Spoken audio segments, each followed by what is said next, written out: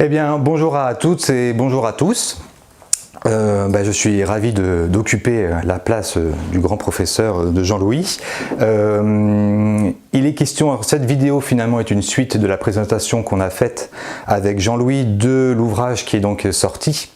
C'est qui s'intitule Des tropes antiques aux tropes médiévaux. C'est le premier tome. Il est question de deux notions de tropes qui sont très différentes, mais le nom est le même.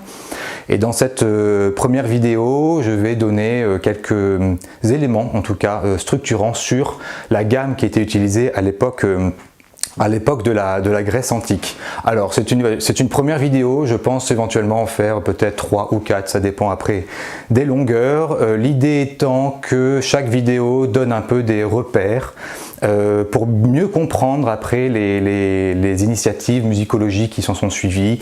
Disons que c'est peut-être une manière de bien maîtriser la 2D pour avoir cette troisième dimension qui fait que quand on lit, quand on fait la lecture de l'ouvrage, on est moins arrêté sur des choses élémentaires et qu'on peut peut-être plus se perdre après sur les avancées musicologiques, sur la chronologie, parce qu'on maîtrise un peu mieux le trope, on maîtrise un peu mieux la notation et on maîtrise un peu mieux d'autres sujets comme les tempéraments.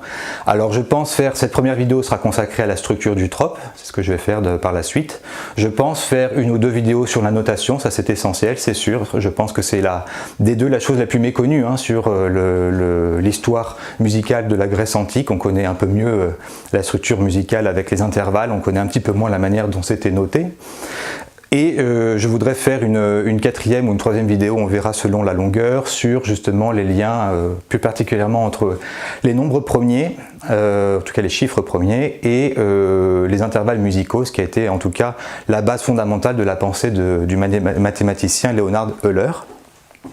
Le fait est que dans ces vidéos-là, je veux que ce soit le plus... Alors si la quatrième sera un peu plus technique, faisant appel un peu plus aux mathématiques, mais quand je dis mathématiques, on va avoir une petite notion là tout de suite après, c'est vraiment des relations de base mathématiques, c'est de la division, c'est de l'addition, c'est de la soustraction, c'est de la multiplication, pas beaucoup plus, donc je pense que c'est quand même accessible à tout un chacun. Je vais être le plus illustratif possible, je vais essayer d'être le plus clair possible. Cette première vidéo ce sera sur le trope, mais avant cela, comment en est-on abouti au trope, qui est donc une gamme qui est sur 2 octaves, mais avant ça, sur les genres de tétracordes, un petit peu d'histoire que je vais entremêler ici et là pour mieux situer un petit peu toutes ces étapes jusqu'à l'aboutissement de la notation musicale et de la théorie structurelle. Et puis, et au fur et à mesure, voilà, vous donner quelques éléments. En préambule, avant de commencer déjà sur le tableau, peut-être historiquement parlant, donc sur cette première vidéo sur les tropes, il est toujours difficile de mettre un début sur des choses qui sont quand même assez abstraites, et puis on n'a pas beaucoup de documents de deux, et puis la musique et l'homme, c'est assez intrinsèquement lié depuis limite... depuis des millénaires. Néanmoins, dans la musique qu'on dit occidentale, il y a un peu un repère qui est celui de Pythagore. Alors quand je dis Pythagore, on connaît davantage l'école pythagoricienne que Pythagore lui-même, constituée du coup au VIe siècle. C'est un peu, voilà, avec ces fameuses légendes, expériences au nombre de 3. Je ferai la première ici, qui est la plus intéressante scientifiquement. Les deux sont assez gorgés d'erreurs scientifiques. Ça fait d'ailleurs, ça fait écho à un passage, c'est un complément de l'ouvrage que j'ai consacré à ça. C'est intéressant de savoir dans quelle mesure ces erreurs ont été rapportées, réécrites, imitées, encore même dans les traités du Moyen-Âge, beaucoup. Mais c'est certainement la troisième expérience qu'on dit du monocorde qui vraiment fait foi. Donc difficile de trouver, d'autant plus que avant Pythagore, il y avait évidemment toute la musique égyptienne, mésopotamienne, sumérienne, qui fait que tout ça, ça a même une histoire, un passé, et que tout n'a pas commencé évidemment avec Pythagore et son école.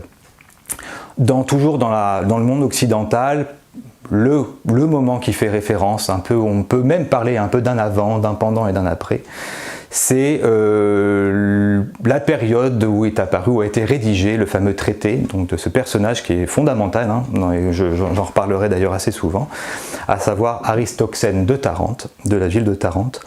Ce Aristoxène qui a écrit donc son traité, ce qu'on appelle les éléments harmoniques, un traité qui date, on constitue en tout cas au IVe siècle avant notre ère. Et dans ce traité-là, qui reste plutôt lacunaire, hein, on va dire, ce sont des bribes de peut-être de 3 traités qui ont été mis en un seul. On parle d'Aristoxène comme étant l'auteur de plus de 400 ouvrages, donc finalement il ne nous en est rien resté, si ce n'est ses écrits musicaux. Et on est déjà dans ce traité-là avec des notions qui sont plutôt abouties quand même sur la structure. Il parle quasiment pas de notation, d'ailleurs il n'est pas forcément un grand promoteur de la notation musicale, mais on sait très bien qu'à l'époque, entre théorie et pratique, c'était aussi très délié. Mais déjà abouti, ce qui nous fait dire qu'avant Aristoxène, il s'est certainement passé des choses, que tout n'est pas arrivé directement avec cette structure que je vais donc élaborer ici, mais qu'avant ça, il y avait des choses beaucoup plus certainement nuancées, un peu plus malléables. Il y avait notamment, on connaît des harmonies qui étaient un peu plus archaïques, hein, qui ont après été remodelées pour arriver à la structure du trope en particulier. Donc il y a beaucoup de chercheurs qui ont essayé de tenter de réfléchir un petit peu sur ce qu'il y avait avant cet Aristoxène, notamment Barker. Andrew Barker est un nom que vous trouverez, que vous en tout cas vous croiserez souvent dans l'ouvrage. C'est un chercheur américain qui en tout cas fait partie des plus grands sur le domaine, qui était aussi un classiciste, et qui est décédé il y a quelques années, et qui fait vraiment référence. C'est un ouvrage qui en effet, qui j'ai beaucoup, enfin qui de référence, et vous trouverez toutes les données hein, dans la bibliographie qui, je précise, est assez fournie hein, dans l'ouvrage. Vous avez quand même 4 pages de référence pour ceux qui s'intéressent à aller davantage, pour aller creuser dans les traités eux-mêmes, dans les traductions, des propositions de traduction en langue française, pas toutes, hein. Souvent c'est parfois en langue anglaise, notamment Ptolémée, hein, dans les harmoniques de Ptolémée. Donc pour revenir à cet Aristoxène, dans ce recueil-là, donc il y a plusieurs notions qui sont déjà assez structurelles, mais il s'arrête notamment à ce qu'on appelle l'espèce de carte. Alors qu'est-ce qu'on appelle une espèce de carte? J'y reviendrai un tout petit peu, mais pas tant que ça finalement. Une espèce de carte, c'est lorsqu'on a la carte qui a donc 4 sons et donc 3 intervalles. Dans cette espèce de carte, c'est où se situe le demi-ton. Est-ce qu'on le met en première position, au milieu ou en dernière position? Vous avez des espèces de cartes. Et on imagine que si on avait trouvé la suite, qu'il allait s'attaquer aux espèces de quintes, pareil avec la même notion, et aux espèces d'octaves. Alors les espèces d'octaves sont assez intéressantes aussi, elles font partie de l'histoire de structuration du trope. On ne le tient pas d'Aristoxène, on évoque surtout un autre penseur grec qui s'appelle Ératoclès, qui était notamment au siècle précédent, donc plutôt au 5e siècle, qui lui en effet, rapporté par d'autres auteurs, on n'a rien d'Ératoclès évidemment, aurait justement listé toutes ces espèces d'octaves, c'est-à-dire où est-ce qu'on place les demi-tons dans la gamme, un peu au début, ce qui fait qu'on a plusieurs espèces. Et c'est un moment assez structurant parce que c'était un peu les débuts du grand millimélo, l'imbroglio, comme disait d'ailleurs Jacques Chaillet, du nom des modes.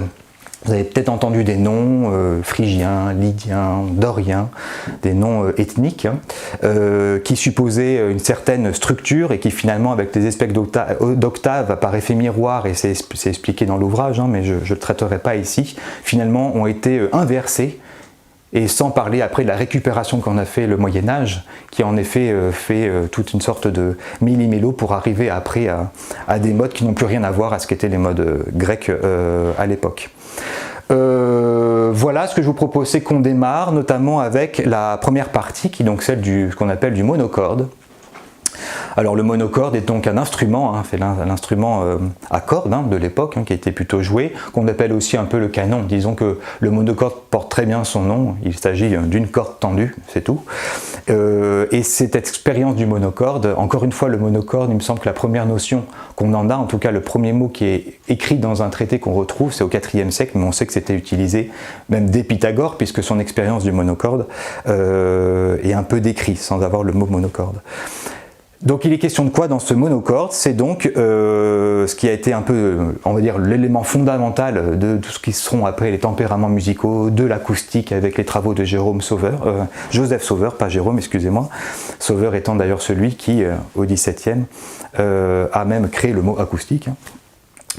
Alors je vous propose de commencer par ce premier temps, qui est donc l'expérience du monocorde, qui fait partie des 3 expériences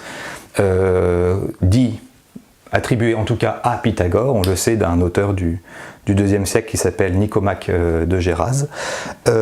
Parmi ces 3 expériences, comme je le disais, il y en a 2 qui sont assez bancale. Et la troisième est la plus sûre, et un peu le point de départ du raisonnement du tempérament, de l'acoustique, etc.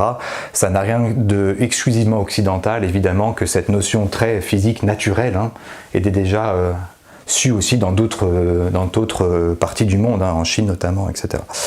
Alors c'est quoi finalement? L'idée c'est de prendre ici un monocorde, donc une corde toute simple, ici qu'on tend, et quand on la fait tendre, on entend évidemment une fréquence, donc on entend une hauteur, donc on entend un son, tout simplement.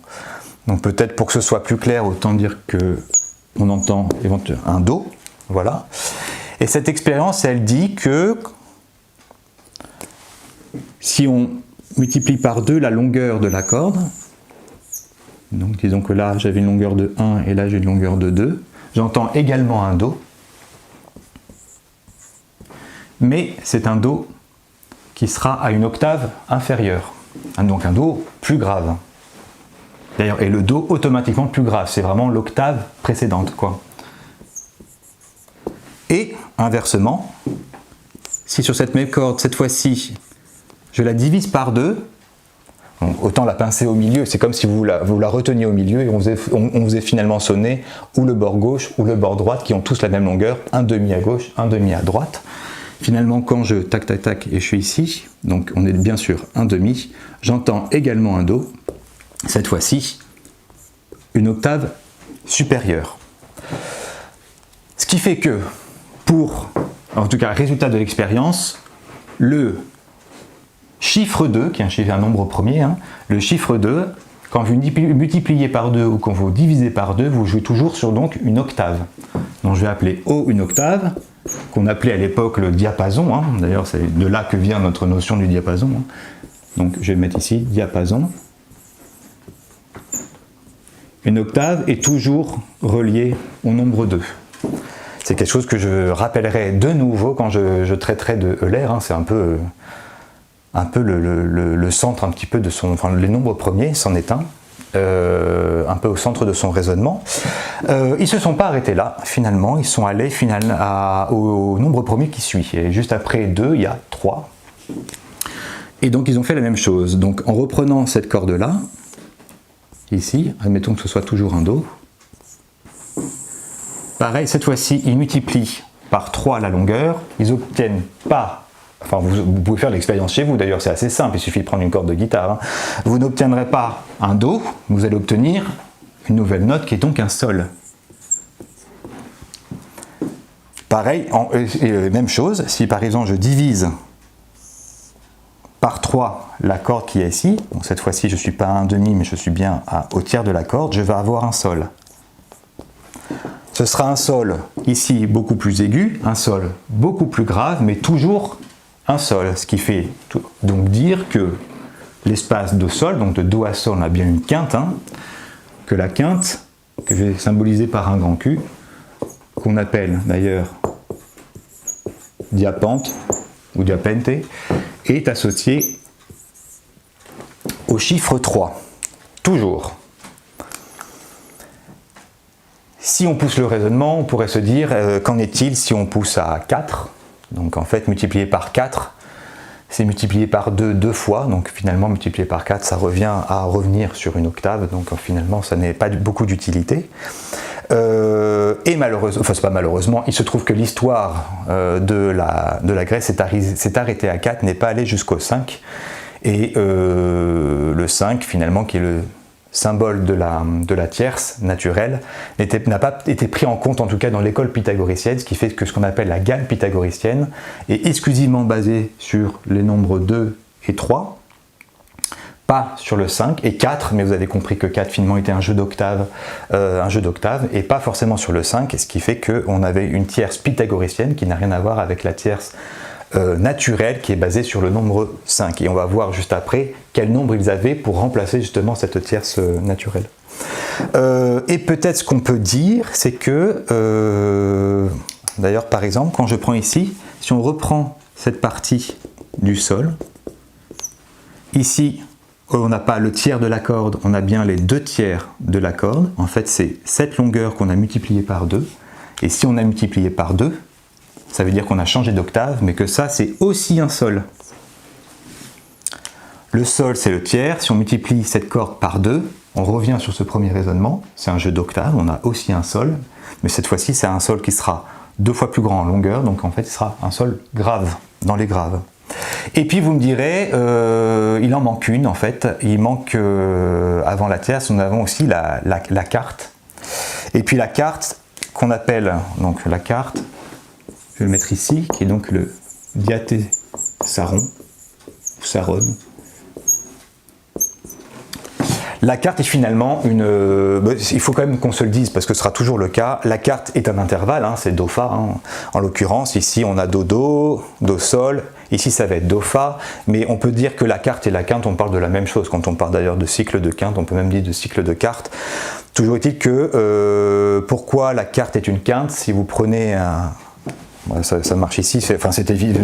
Si vous suivez les vidéos de Jean-Louis, j'imagine que vous avez vu ça 50 fois, mais si en effet on prend, là on va dire je suis en clé de sol, vous prenez ici un Do, la quinte, on arrive au sol, la carte c'est finalement un Fa, mais, pardon, un Sol ici, excusez-moi. Finalement, vous avez autant de notes entre Do et Sol qu'entre Do et Fa, la carte n'étant que la quinte de l'autre côté, quoi. Do Sol d'un côté, Do Fa de l'autre côté, finalement le Do Fa on le retrouve. D'ailleurs, donc ça finalement j'ai envie de dire c'est rien, enfin c'est pas associé à un nombre, en fait c'est comme, c'est identique un peu à la quinte. Voilà ce qu'on peut dire en tout cas, donc 2, 3, 4, 1, 2, 3, 4. Qu'est-ce qui fait aussi qu'ils ne sont pas allés jusqu'au 5? Alors il y a une des raisons qu'on évoque, qu'on appelle, c'est un tiré du Timée de Platon, qu'on appelle le tétractis, que je vais mettre comme ça, le tétractis. Le tétractis, grosso modo, c'est un nombre figuré. Donc en mathématiques, un nombre figuré, c'est un nombre qu'on peut, enfin c'est symbolisé en une figure géométrique. En l'occurrence, c'est celle-ci. Une sorte de triangle comme ça, avec pour base de 4. Donc c'est pour ça qu'on d'ailleurs, c'est un nombre figuré qu'on appelle 3, 4. 3 étant pour le triangle, 4 c'est pour le nombre de points qu'on a mis sur sa base.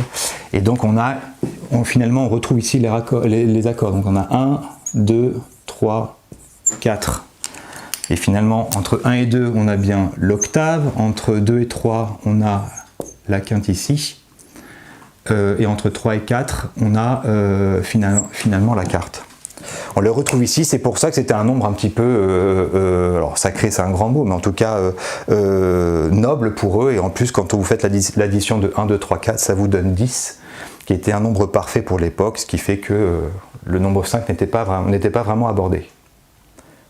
Voilà, donc je me suis permis de réécrire, je pense que c'était peu lisible avec du orange, donc je me suis permis d'écrire avec du rouge. Je pense qu'en effet le 2 tiers, 1, 2, 3, 4 est plus lisible ici, et donc cette notion de plus quinte au sol, moins quinte au Fa, donc la quinte et la carte quelque part. D'ailleurs, au passage, de manière assez poétique, c'est Descartes qui dans son compendium, il a fait un traité sur la musique, tout petit mais très futé, il disait d'ailleurs que la carte n'est que l'ombre de la quinte. On parle bien du même intervalle quelque part. Je suis d'accord qu'il y a Do, Fa, Do, Sol, mais mine de rien, on parle quand même que d'une quinte et d'une quinte inversée. Donc, ces trois consonances, diapason, diapente, diatésaron, octave, quinte, quarte, sont les trois consonances dites parfaites pour le compositeur grec antique, en tout cas pour l'artiste grec. Et ce qui est important de retenir, c'est donc ces rapports-là.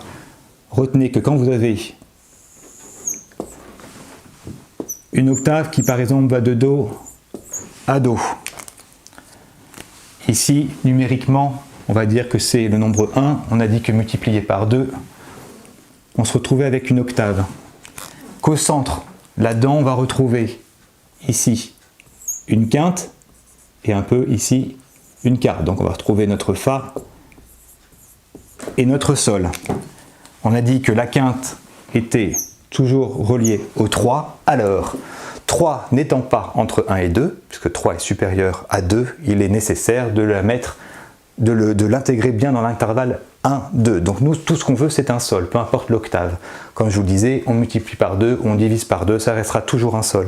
Donc ce que je vous propose ici, c'est de faire 3 demi, ce qui fait que de 3 on passe à 1,5 qui a encore un sol mais qui s'inscrit bien dans l'intervalle 1, 2.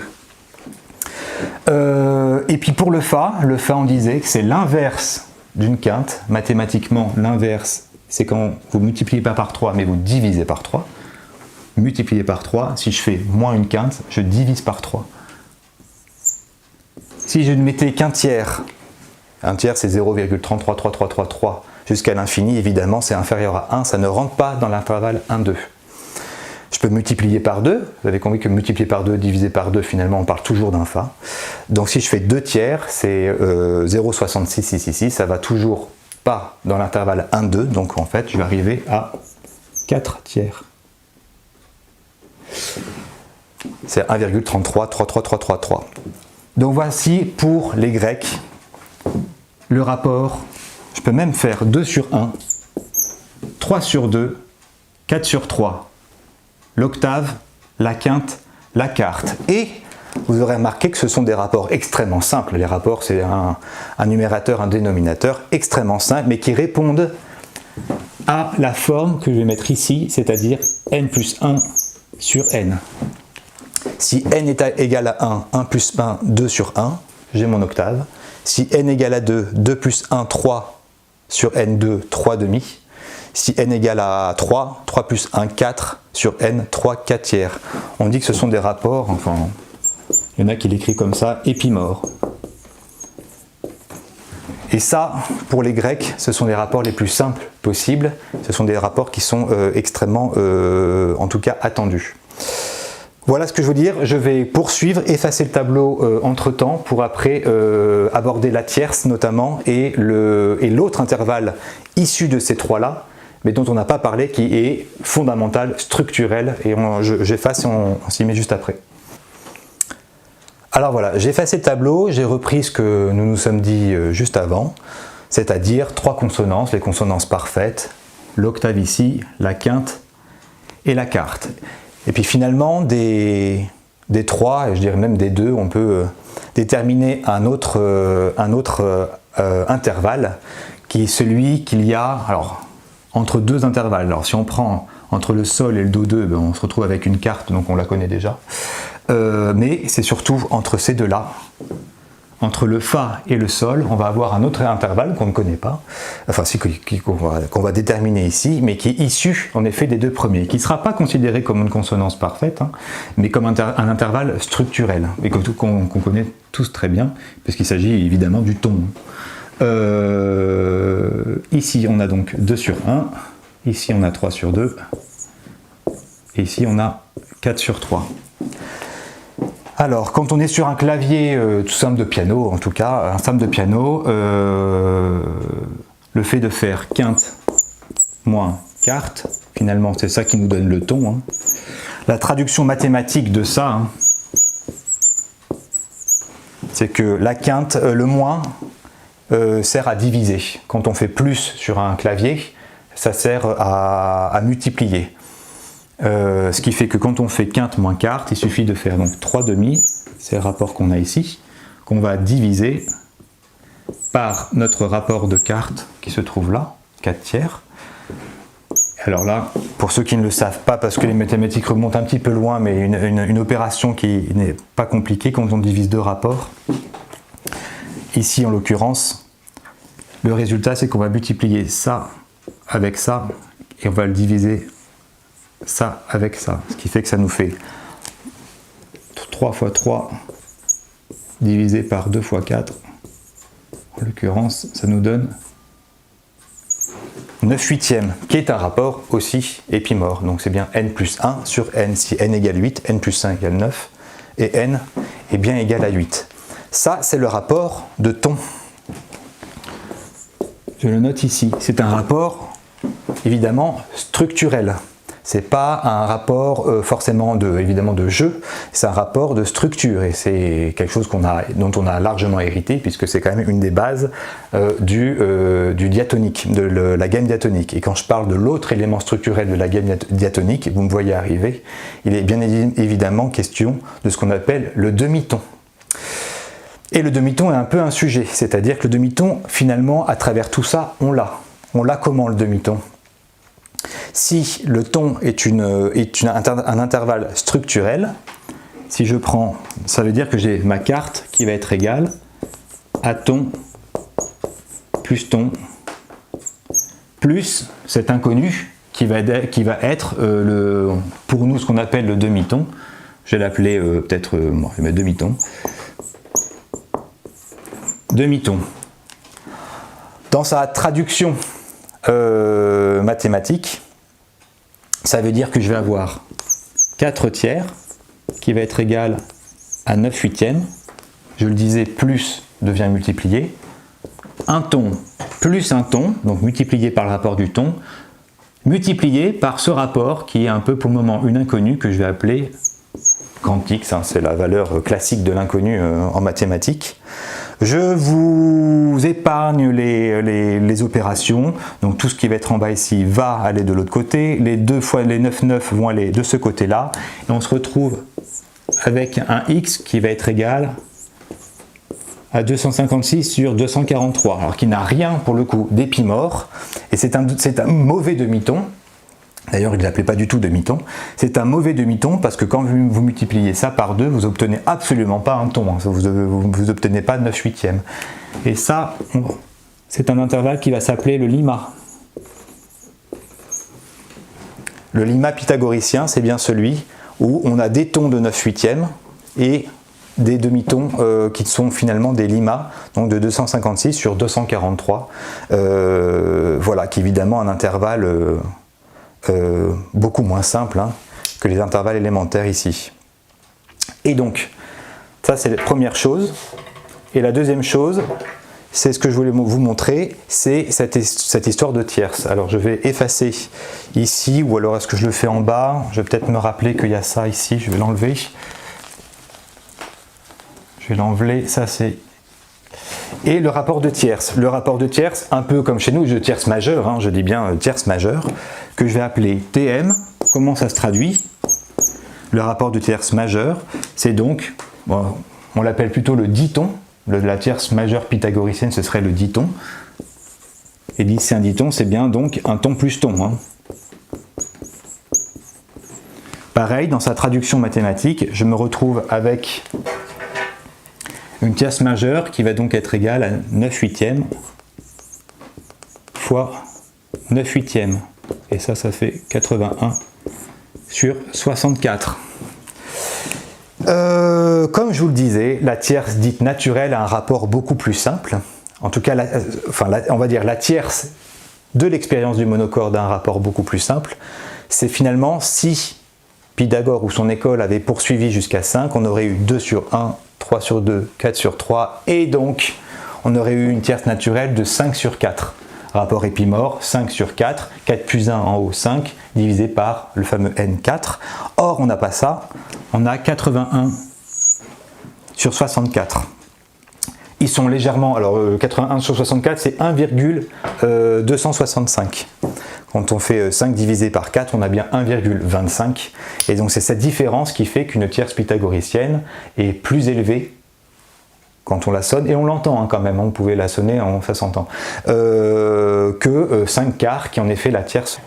C'était un petit interlude, c'est important, même si c'est un peu chiffré, mais je veux dire c'est vraiment l'état de l'histoire, en tout cas de la musique grecque antique. C'est assez chiffré, mais de bien comprendre qu'on a 3 consonances parfaites que sont l'octave, la quinte et la quarte, et que nous avons aussi deux autres intervalles plutôt structurels qui vont déterminer justement un genre particulier qui est le genre diatonique, et qu'on utilise encore aujourd'hui, fait de tons. Et j'allais dire, bon, je dirais certainement sans faire exprès de demi-ton parce que c'est ce qui nous vient un peu plus naturellement, mais vous l'avez compris, c'est pas un demi-ton parfait en tant que moitié du ton, c'est un demi-ton qui a un rapport numérique qu'on appelle le limma, qui n'est pas tout à fait ça, mais qui fait que ton plus limma donne bien une carte, et c'est ça dont il était question. Et j'en viens à la carte, j'aurais même dû effacer ça, parce qu'on n'est plus dans l'expérience du monocorde. On commence vraiment à arriver cette fois-ci dans la base de la structure d'un trope. Donc ce tétragramme, donc je rappelle que la carte, c'est donc si je fais carte, c'est bien donc ton plus limma.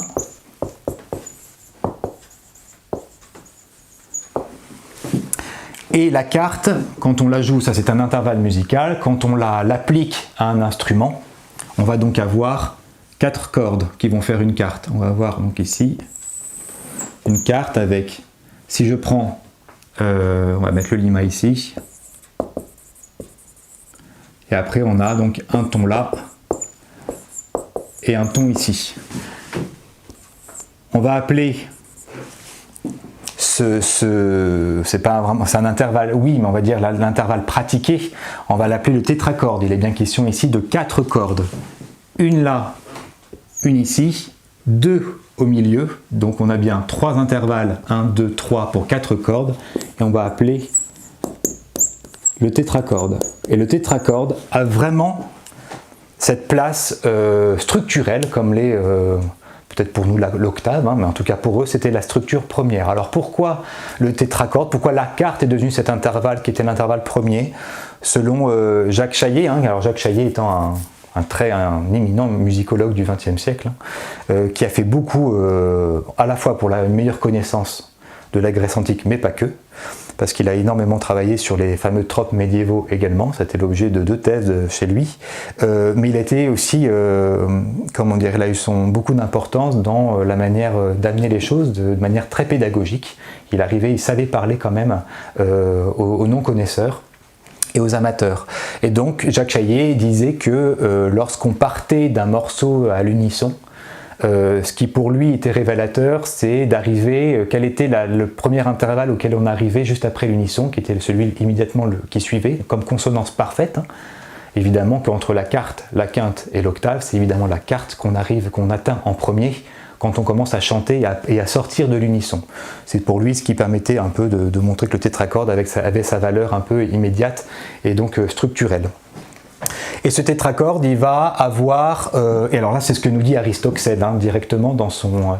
Aristoxène ne refait pas les calculs qu'on a fait juste avant. Hein. Aristoxène, il pose déjà les jalons des genres de tétracordes. Et les genres de tétracordes, il y en a 3. Donc je vais les mettre ici, genre de tétracorde.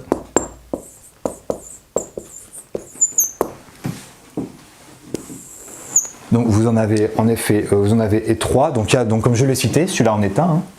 C'est ce qu'on appelle le genre diatonique. Alors attention, hein, quand je dis le genre diatonique, avec cette fameuse ton, lima, etc., évidemment tout ça, ça ne date pas de Pythagore. Hein. Le genre même diatonique, on sait très bien qu'on les retrouve un peu dans son concept, dans des tablettes babyloniennes. On sait que ça, c'est des choses qui sont même jouées, même si ça n'a pas été théorisé, mais on sait que c'était joué en tout cas dans des cultures qui étaient encore plus archaïques que celles que la Grèce antique, que je citais, que ce soit l'Égypte, la Mésopotamie.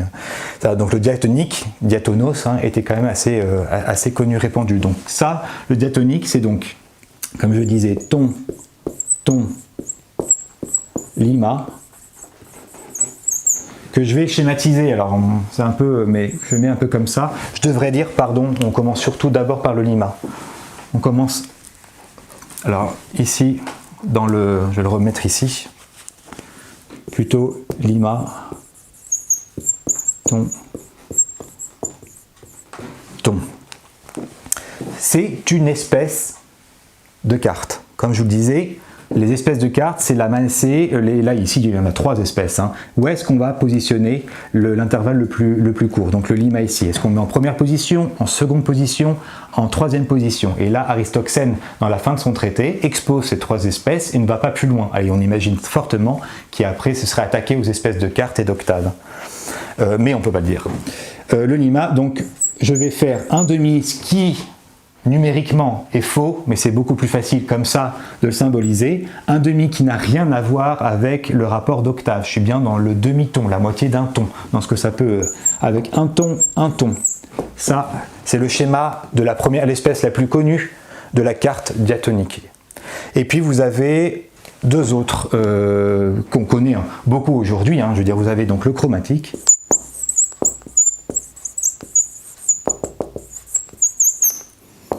Le chromatique, si je reprends ici, va avoir davantage ce schéma-là. Un demi-ton, et le reste, pour arriver à la carte, je vais mettre 1,5 ton. Pourquoi je mets 1,5? Parce que si je mets 3,5, j'ai pas envie que ça évoque le 3,5 de la quinte numérique que j'évoquais par ailleurs. Et vous avez ce qu'on appelle l'enharmonique.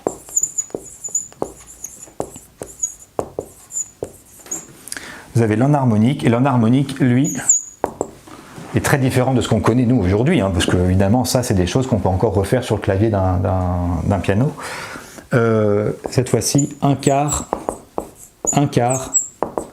et donc qu'est-ce qui, un quart plus un quart, c'est donc un demi-ton, ça fait donc un demi, donc un demi-ton. Il nous reste donc, pour combler la carte, si on a fait ça, il nous reste donc ce fameux ton plus ton qu'on appelle le diton, que je vais noter par 2, qui encore une fois n'a rien à voir avec l'octave que j'évoquais en fréquence. Ce sont les 3 grands modes. Alors ces grands modes, comme je vous disais, le diatonique, on sait que ça a été utilisé depuis très longtemps. On a ici, ça c'est plutôt la référence de la structure, c'est-à-dire qu'il reprend les intervalles structurels, le lima, demi-ton, et le ton. Ici, on est plus dans des structures de jeu pratique. On jouait en chromatique, on jouait en enharmonique, avec toujours en toile de fond ce diatonique qui était la structure même des intervalles. La première fois qu'on entend parler de ces 3, sans que ce soit très clair, hein, mais bon, on le tire d'un papyrus qui date du 4e siècle avant Jésus-Christ, à peu près la même période que Aristoxène, qui s'appelle le papyrus LIB, c'est une série de papyrus, et dans ce papyrus-là, on a 3, d'ailleurs, on a 3 espèces de tétracordes, hein, c'est celle-là, c'est des 3 genres, pardon. C'est drôle parce que même tétracorde, ça s'appelait pas comme ça, en grec, tétracorde, c'était syllaba. SY2LABA, et syllaba qui signifiait pris dans son ensemble, ce qui voulait bien dire que le tétracorde était vraiment un bloc fondamental, quoi, essentiel. Et après on avait diatonos, si je ne me trompe pas, chroma, donc ça ressemble, et ici on avait harmonia, donc c'est notre enharmonique, et on sait tout à fait que c'était même joué certainement un peu avant, disons que c'est la première fois qu'on entend un peu ces mots-là. Alors voilà, maintenant après avoir exposé ces 3 genres de tétracordes, le diatonique, le chromatique, l'enharmonique, alors comment dire, ce sont 3 genres qui ne sont pas tout à fait figés. Quand je dis que c'est chromatique demi-ton, 1,5 ton, ou l'enharmonique un quart de ton, un diton, pas vraiment. Quand on regarde l'énorme traité de Ptolémée qui s'appelle les harmoniques, il expose, et je les ai récupérés d'ailleurs, on peut le regarder dans le livre, il se trouve, je crois que c'est la figure, je crois que je l'ai noté ici, la figure 46, page 136 pour être très précis. On voit qu'il y a beaucoup de sortes, hein. Il y a beaucoup de sortes d'enharmoniques, il y a beaucoup de sortes de diatoniques, il y a beaucoup de sortes de chromatiques. Vous avez des diatoniques qui sont mous, vous avez des diatoniques qui sont syntons, vous avez des diatoniques qui sont toniers, vous avez des enharmoniques qui viennent de Didyme, qui viennent d'Ératosthène, qui viennent d'Aristoxène, et même d'Archytas. Archytas d'ailleurs de Tarente également, qui était la génération précédant celle d'Aristoxène, qui était un homme militaire, un homme politique très influent à l'époque, certainement ami de Platon également, qui avait d'ailleurs fait ses propres gammes et intégré des rapports qui n'étaient pas forcément que la quinte, la quarte, etc. Il avait même mis un 5 quarts, qui est la fameuse tierce, mais c'était pas du tout dans l'optique d'avoir une tierce naturelle, hein. On était dans un schéma complètement différent. Ils cherchaient, ils expérimentaient, ils avaient des micro-intervalles qui étaient juste inaudibles à l'oreille. C'était vraiment de l'expérimentation. Toujours est-il qu'il y avait beaucoup de propositions, ce qu'a repris Ptolémée. Ce que je vais maintenant faire ici, de rappeler que là, vous avez donc une structure de base qui est donc le tétracorde, avec un intervalle de quarte dans lequel vous avez une corde là, donc une note là, et vous avez ici 2 cordes intermédiaires. Ces cordes intermédiaires, vous avez des cordes qui sont fixes, forcément que celle-ci, je vais me souligner, mais évidemment que celle-ci et celles-ci sont fixes. Si vous jouez dessus, vous n'avez plus cet intervalle de quarte, donc ce serait tout à fait, ce sera pas du tout cohérent, quoi. Et après, vous avez évidemment celle-ci et celle-ci, qui sont donc les 2 cordes mobiles sur lesquelles vous pouvez jouer, justement pour passer du diatonique au chromatique, à l'enharmonique, de l'un à l'autre, à Didyme, à Ératosthène, etc. Une fois qu'on a cette structure de base, on va commencer.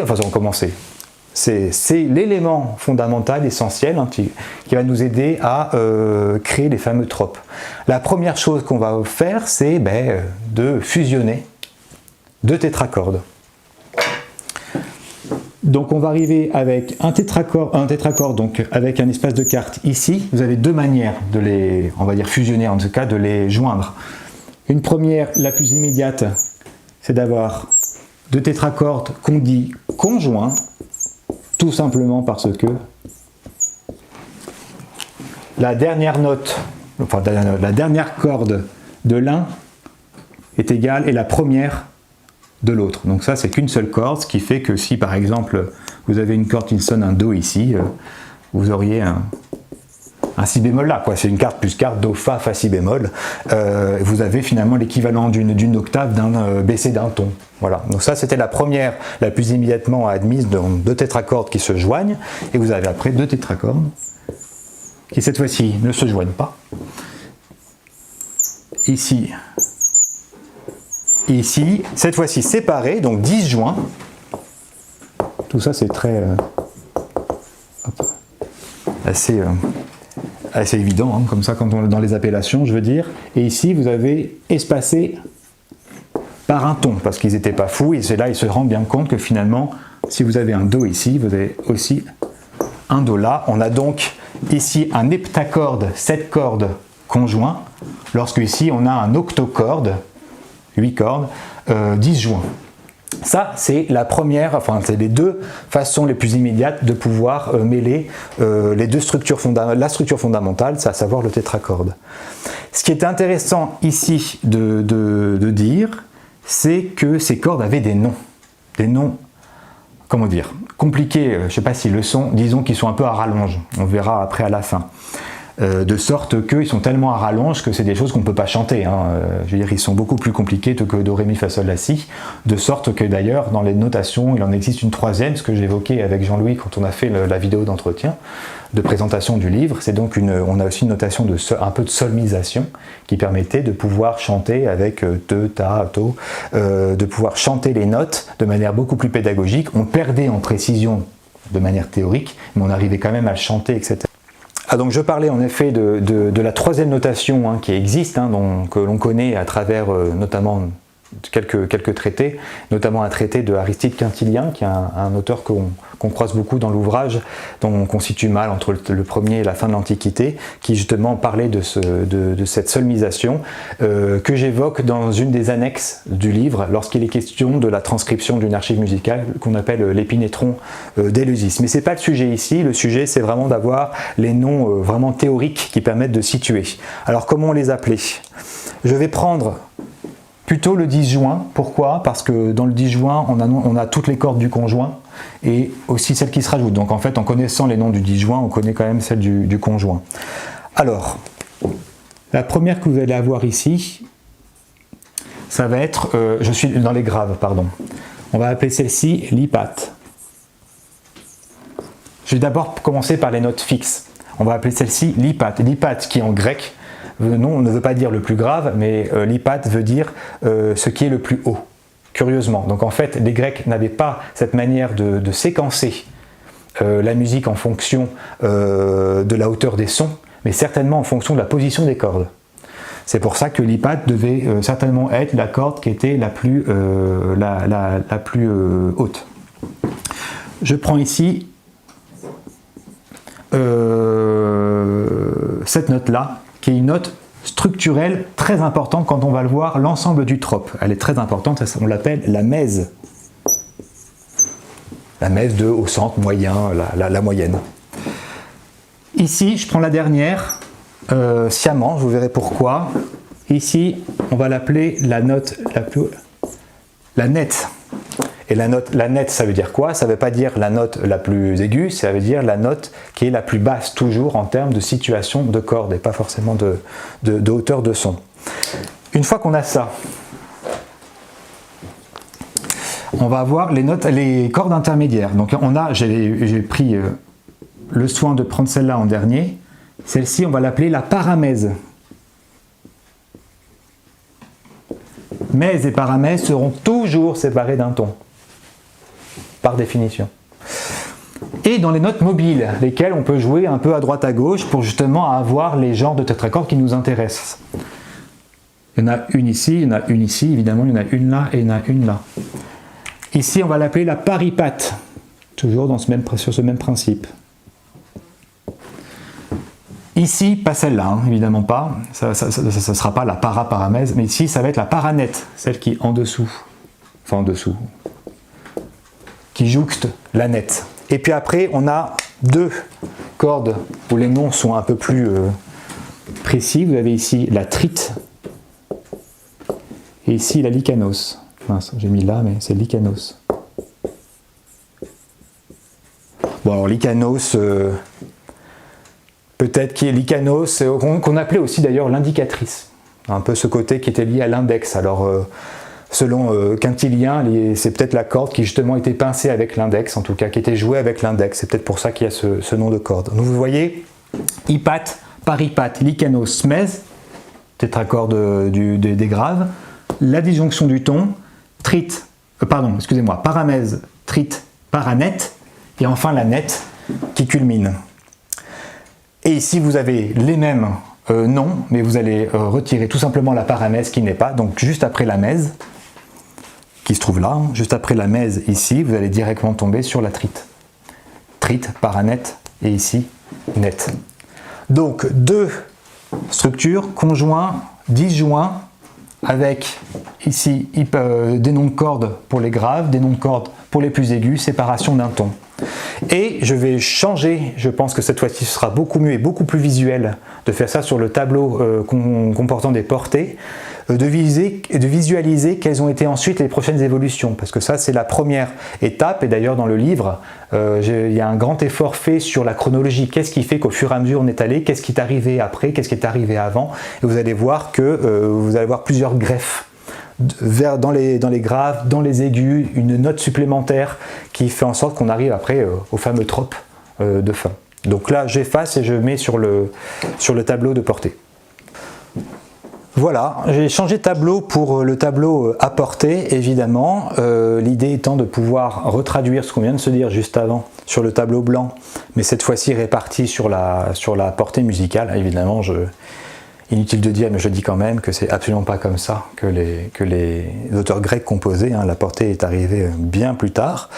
Je propose, vous l'aurez compris, qu'on a du conjoint et du disjoint en chromatique, en non harmonique. Je vous propose de faire ça en diatonique, c'est beaucoup plus simple dans la lecture, la compréhension du drop, en tout cas sur ce tableau-là.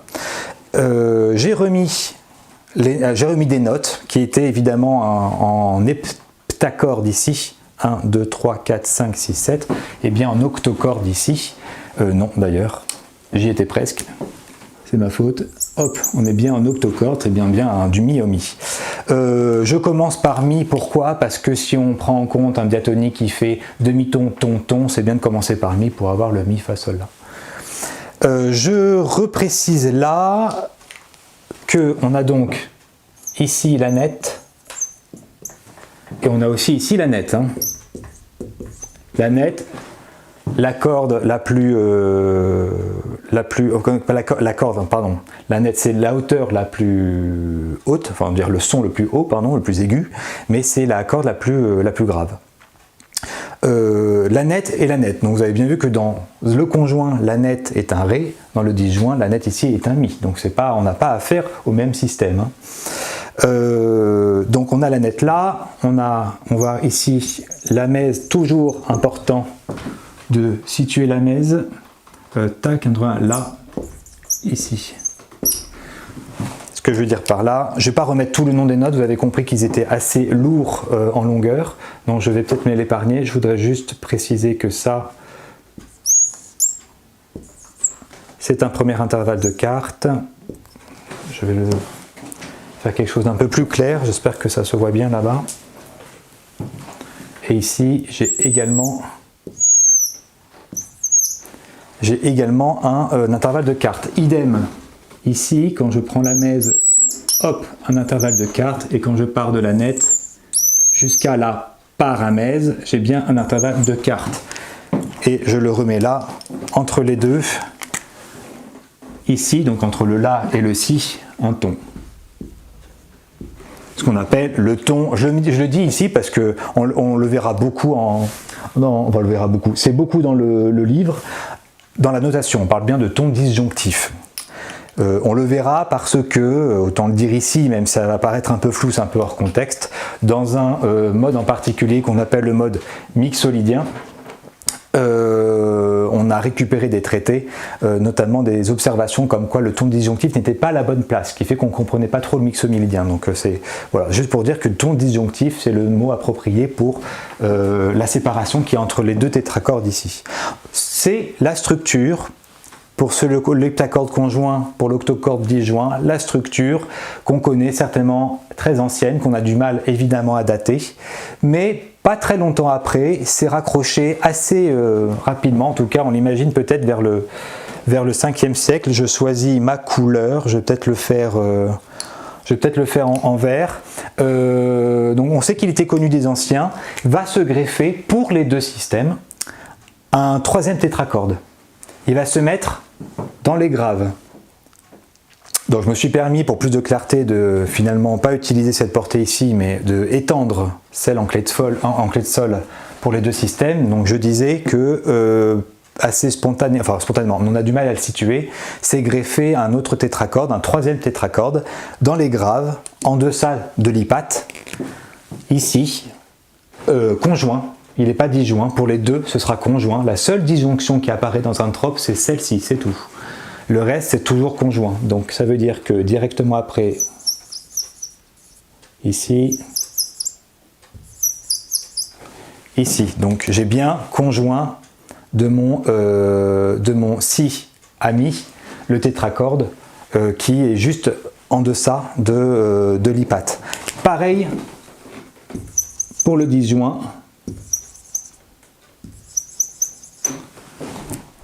Du si, et donc j'ai bien là un 3e tétracorde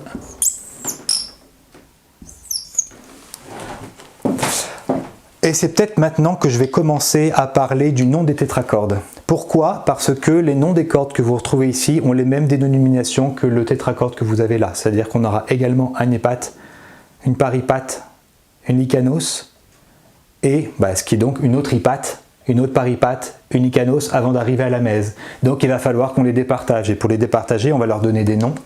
Et donc on va avoir ici le tétracorde des hypates. Alors je vais mettre tétracorde, je le mets une fois puis après je changerai. On a ici le tétracorde des hypates. On va dire le grave des graves, quoi. Quand on parle de l'hypate des hypates, c'est bien cette hypate qu'on retrouve ici. Quand on parle de la paripate des hypates, de la lycanos des hypates, et ici, quand on arrive, on a ici le tétracorde des moyennes. Là, le tétracorde des moyennes arrive toujours à la mèse. Mèse, moyen, hein, ça fait partie de la même notion. Je ne le remarque pas ici, mais ce sont les mêmes noms hein, pour le disjoint. On a bien le tétracorde ici des hypates, le tétracorde des moyennes qui arrive donc à la mèse. C'est ici que va se démarquer le disjoint du conjoint. Ici, on a un tétracorde des disjointes. Je le mets, alors c'est au féminin que je le mets, mais je pense qu'on peut dire les deux. Des disjointes, et donc assez naturellement, on va avoir ici le tétracorde des conjointes. Donc ça, au 5e siècle, c'est ce qu'on imagine être la structure de l'ensemble. Et puis, il va y avoir un 4e tétracorde qui va se rajouter. Alors je vous rassure, hein, c'est le dernier. Mais cette fois-ci que dans la structure des disjoints. Je m'arrête ici, pas encore, mais pour les conjoints. Mais pour la structure disjointe, je vais en rajouter un autre. Je vais le mettre en bleu cette fois-ci. Donc lorsque je continue, donc j'étais au mi ici, et bien je fais mi, comme je vous le disais, je rajoute dans le disjoint un tétracorde conjoint à celui le plus aigu. Hein. Je vous dis, la seule disjonction qu'il y a dans un trope, c'est toujours celle qui est entre la mèse et la paramèse. Ici, il n'y a pas de disjonction. Là, ici, on a 3 tétracordes conjoints de bout en bout. Donc ici, j'ai un tétracorde conjoint avec celui-là, le ton disjonctif, ce tétracorde qui est donc conjoint avec le prochain. Donc on a mis Fa, Sol,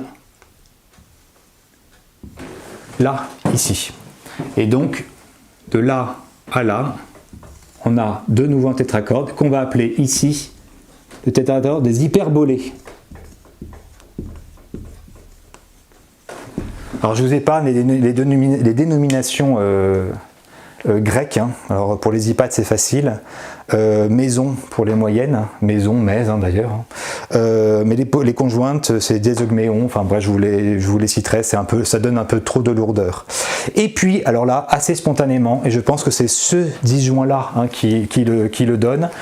Si on résume un petit peu, ici on a 3 tétracordes, ici on a 4 tétracordes avec un ton disjonctif qui va du si, c'est un si ici, pardon, au la. Alors c'est assez spontanément que les Grecs vont vouloir compléter le disjoint et le conjoint avec une note supplémentaire décrochée des tétracordes qu'on va appeler le prolambanomène, que je vais mettre en, il manque un peu de rouge, je vais le mettre en rouge, et donc qui sera au niveau du La, pour faire bien du La à La et faire en sorte que ici on ait un bis diapason, c'est-à-dire l'équivalent de 2 octaves.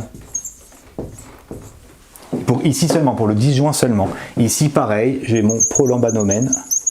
Alors prolambanomène veut dire en grec à côté de. Donc ça porte bien son nom. Alors, 2 raisons à ça.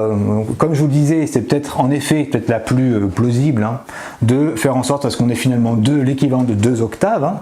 L'octave, je le rappelle, étant évidemment une consonance parfaite. Et puis pour certains auteurs, l'octave, mais le bis diapason est un intervalle autre que le diapason seul. Hein. Le bis diapason est un autre intervalle qui était aussi considéré comme un peu parfait, comme le diapason plus diapente. Donc l'octave plus quinte était aussi un intervalle sur la base de octave, quinte, qui étaient les 2 premières de base. Donc là aussi, ou alors le prolambalomène peut aussi se justifier par effet de broderie, c'est-à-dire que du si, on peut peut-être passer au la pour revenir vers le si et remonter, donc c'est un peu les 2 thèses. Toujours est-il, et ça c'est finalement le schéma global du système parfait grec antique au 4e siècle, avant notre ère évidemment. La dénomination est à dire, c'est-à-dire que quand je parle de disjoint, lorsque je parle de conjoint, ce système qui est ici, prolambanomène, tétracorde des hypates, tétracorde des moyennes, tétracorde des conjointes, on parle de petit système parfait, petit système parfait, petit système parfait. Bon alors vous voyez où je veux en venir. Et donc pour celui-ci, on parle bien de grand système parfait.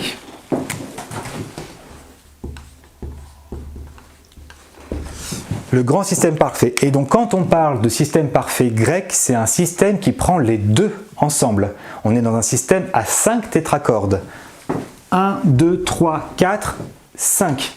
Je vous rappelle que les hypates et les... Pardon, 5, excusez-moi. Les hypates et les moyennes sont identiques.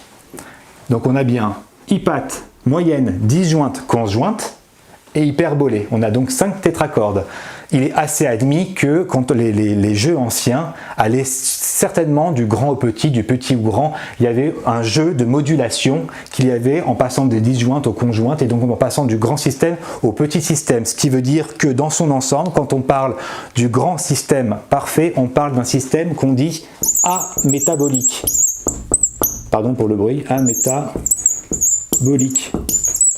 La métabole étant la modulation, quand on parle de amétabolique, c'est qu'on ne prend pas la modulation, on prend donc de manière générale le petit et le grand système. Donc quand on parle de tout ça, avec le mix des 2, ce qu'il faut se rendre compte, c'est quand on parle de... Là je peux parler de trope, parce qu'on y est. Le trope, c'est cette structure-là, figée sur une hauteur. C'est ça un trope. Tous les tropes seront, on va le voir après, tous les tropes sont identiques dans leur structure. Ils ont en eux 5 tétracordes mêlant le grand et le petit. Néanmoins, on va avoir plusieurs tropes dès lors que un jeu de trope à trope va se juxtaposer parce qu'un trope sera séparé du précédent ou du suivant par un demi-ton ou par un ton.